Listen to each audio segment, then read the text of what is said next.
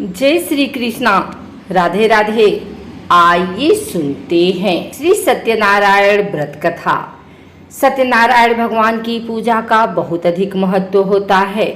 श्री सत्यनारायण व्रत कथा के कुल 5 अध्याय हैं, जिनका श्रवण करने से मनुष्य के सभी कष्ट मिट जाते हैं।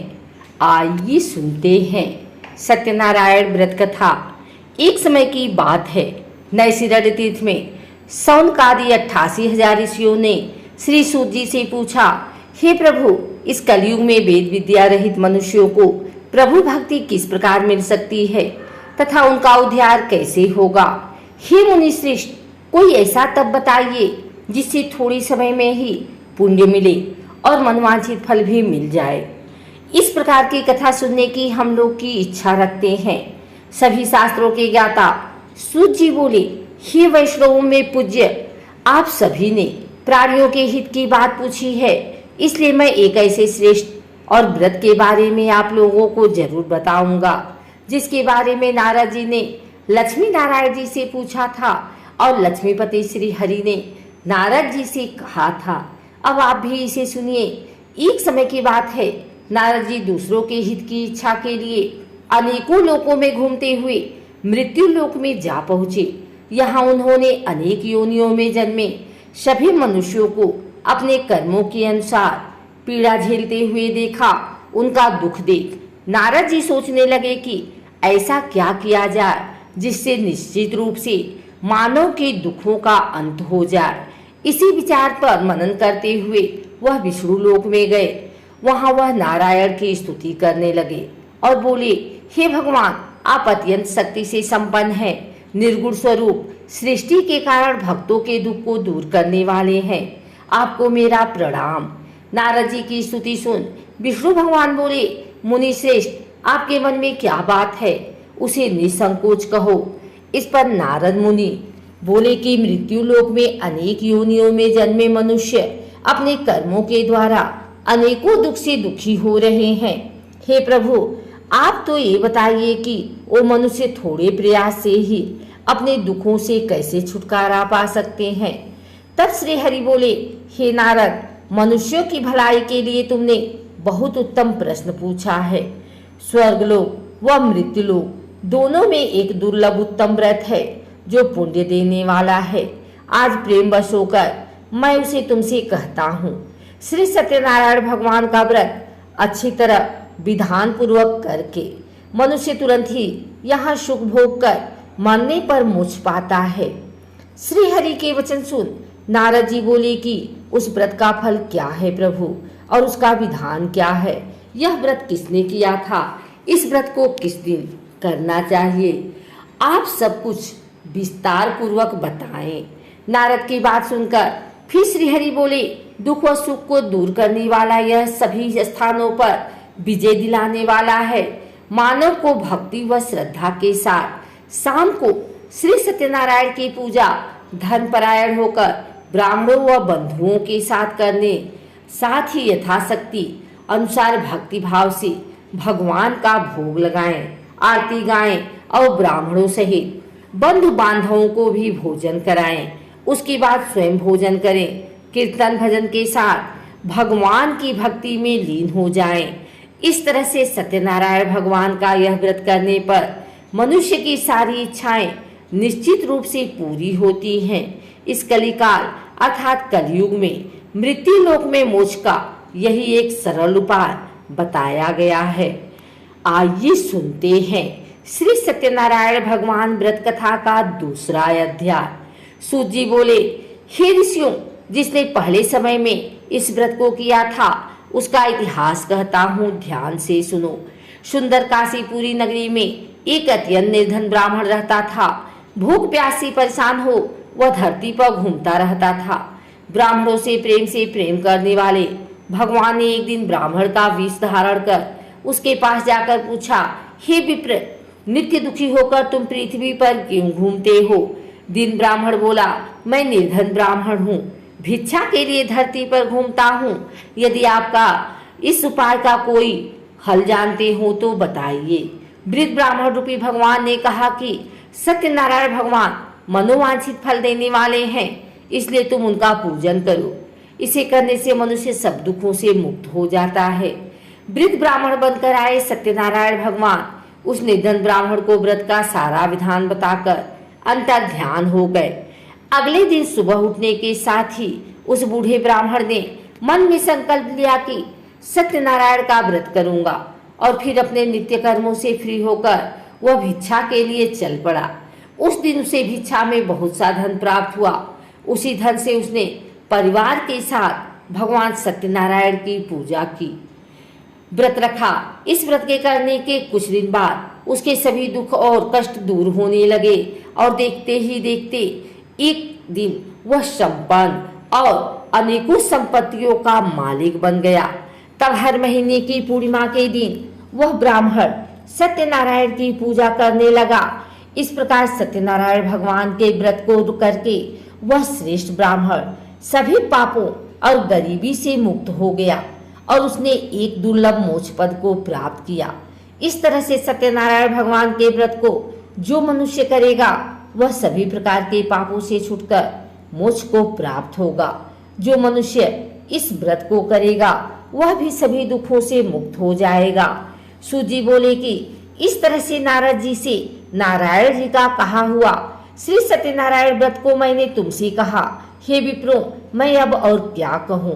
ऋषि बोले, हे मुनिवर, संसार में उस विप्र से सुनकर और किस किसने इस व्रत को किया, हम सब इस बात को सुनना चाहते हैं। इसके लिए हमारे मन में श्रद्धा का भाव है। सूत जी बोले, हे मुनियों, जिस जिसने इस व्रत को किया है वह सब सुनो। एक समय वही विप्र धन व ऐश्वर्य के अनुसार अपने बंधु बांधवों के साथ इस व्रत को करने को तैयार हुआ। उसी समय एक लकड़ी बेचने वाला बूढ़ा आदमी आया और लकड़ियां बाहर रखकर अंदर ब्राह्मण के घर में गया।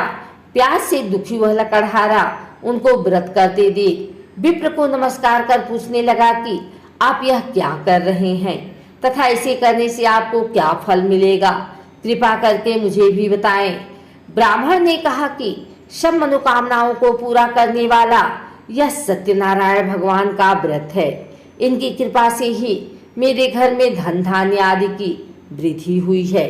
विप्र से सत्यनारायण व्रत के बारे में जानकर लकड़हारा बहुत प्रसन्न हुआ। चरण अमृत लेकर वह प्रसाद खाने के बाद अपने घर गया। लकड़हारे ने अपने मन में संकल्प किया कि आज लकड़ी बेचने से जो धन मिलेगा उसी से श्री सत्यनारायण भगवान का उत्तम व्रत करूंगा। मन में इस विचार को ले बूढ़ा आदमी सिर पर लकड़ियां रख उस नगर में बेचने गया, जहां उसे अपनी लकड़ियों का दाम पहले से 4 गुना अधिक मिला। बूढ़ा प्रसन्नता के साथ पैसे लेकर सत्यनारायण भगवान की मूर्ति और व्रत की अन्य सामग्रियां लेकर अपने घर गया। वहां उसने अपने परिवारजनों को बुलाकर विधि विधान से सत्यनारायण भगवान का पूजन और व्रत किया। इस व्रत के प्रभाव से वह बूढ़ा लकड़हारा धन पुत्र आदि से युक्त होकर संसार के समस्त सुख भोग अंत काल में वैकुंठ धाम चला गया। श्री सत्यनारायण भगवान की जय। आइए सुनते हैं श्री सत्यनारायण भगवान की व्रत कथा का 3रा अध्याय। सूत जी बोले, हे श्रेष्ठ मुनियों, अब आगे की कथा कहता हूँ। पहले समय में उल्का मुख नाम का एक बुद्धिमान राजा था। वह सत्यवक्ता और जितेंद्रिय था। प्रतिदिन देवस्थानों पर जाता और निर्धनों को धन देकर उनके कष्ट दूर करता था। उसकी पत्नी कमल के समान मुख वाली तथा सती साध्वी थी। भद्रशिला नदी के तट पर उन दोनों ने श्री सत्यनारायण भगवान का व्रत किया। उसी समय साधु नाम का एक वैश्य आया। उसके पास व्यापार करने के लिए बहुत सा धन भी था। राजा को व्रत करते देखकर वह विनय के साथ पूछने लगा, हे राजन, भक्ति भाव से पूर्ण होकर आप यह क्या कर रहे हैं? मैं सुनने की इच्छा रखता हूँ, तो आप कृपा करके मुझे बताएं।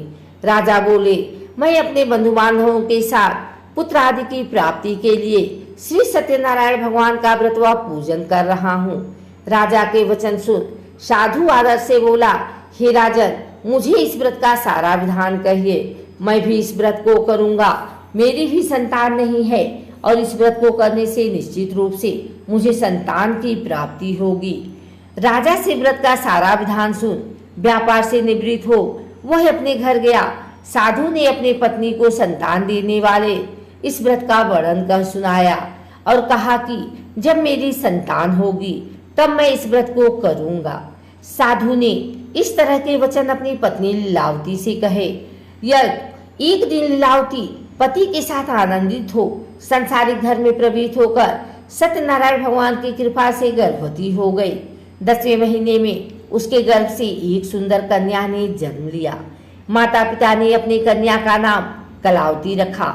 एक दिन कलावती की माँ लीलावती ने अपने पति को याद दिलाया कि आपने सत्यनारायण भगवान के जिस व्रत को करने का संकल्प किया था उसे करने का समय आ गया है, आप इस व्रत को करिए।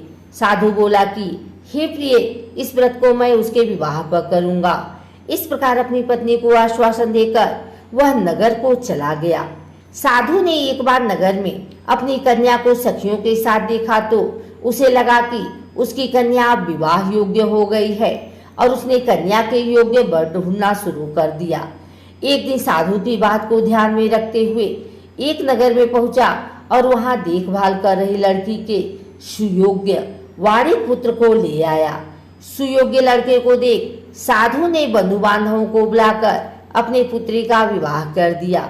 लेकिन दुर्भाग्य की बात ये थी कि साधु ने अभी भी श्री सत्यनारायण भगवान का व्रत नहीं किया। इस पर श्री भगवान क्रोधित हो गए और श्राप दिया। अपने कार्य में कुशल साधु बनिया जमाई को लेकर समुद्र के पास स्थित होकर रत्नासारपुर नगर में गया। वहां जाकर दामाद ससुर दोनों मिलकर चंद्रकेतु राजा के नगर में व्यापार करने लगे।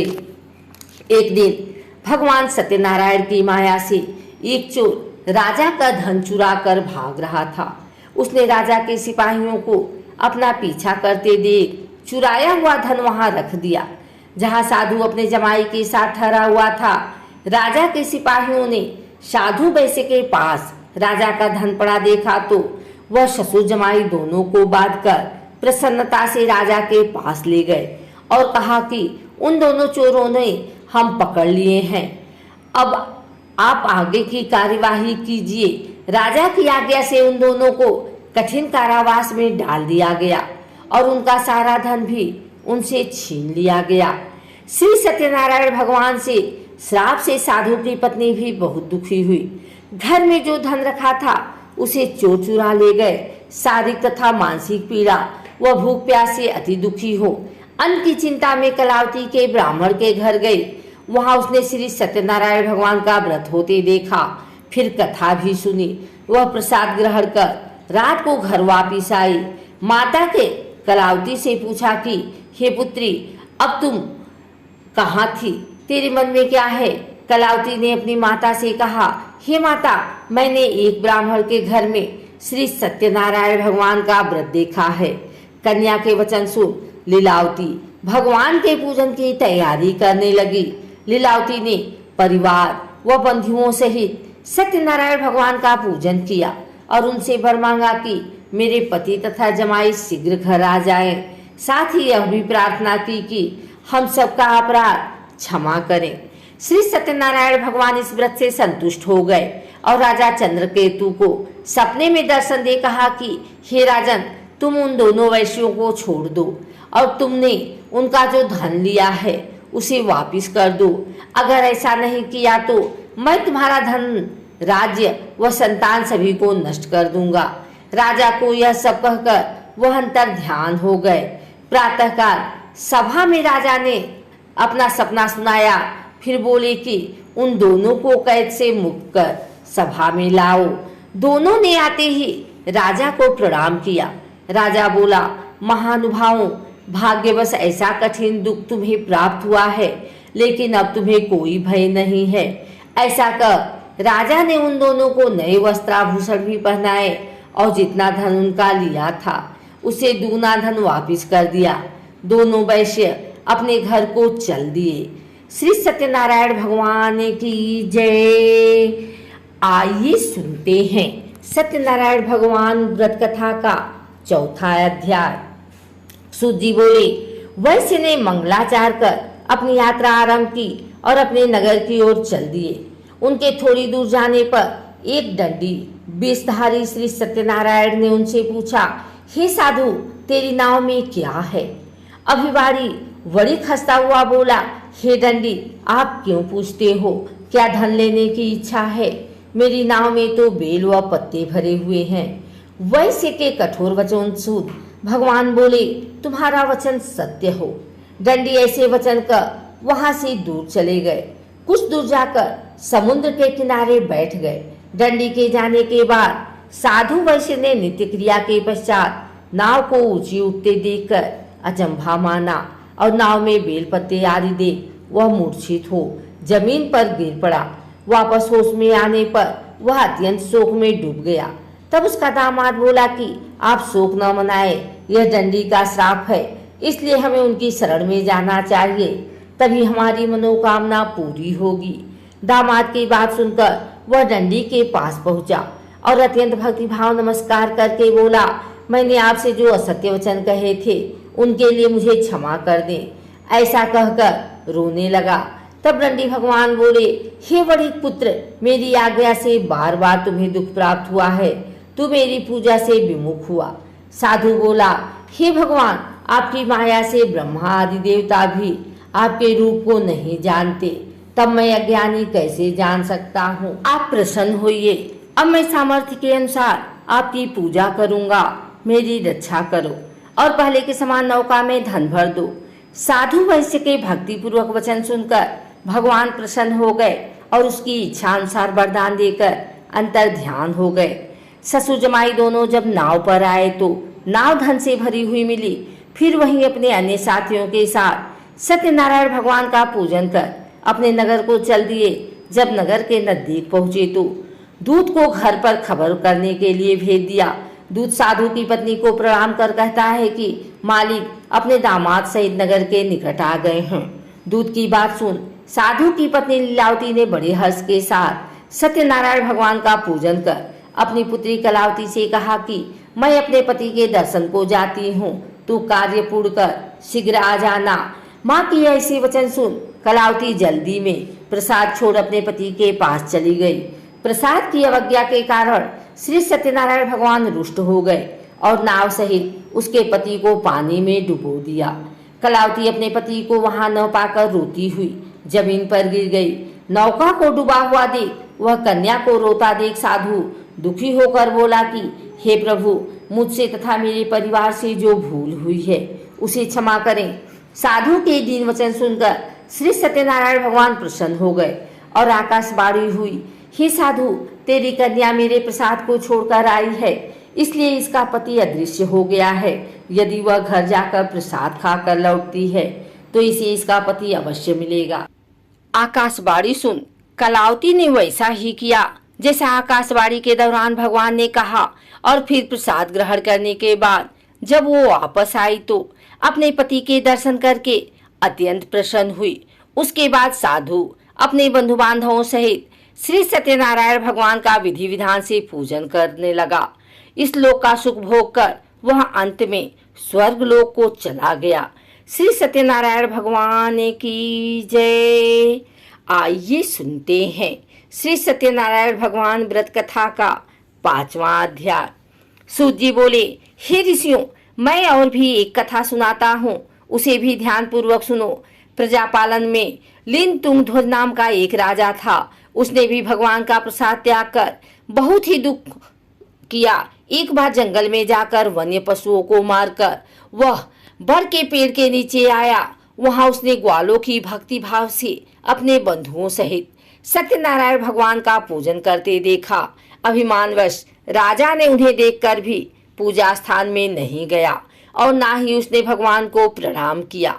ग्वालों ने राजा को प्रसाद दिया, लेकिन उसने वह प्रसाद नहीं खाया और प्रसाद को वहीं छोड़ वह अपने नगर को चला गया।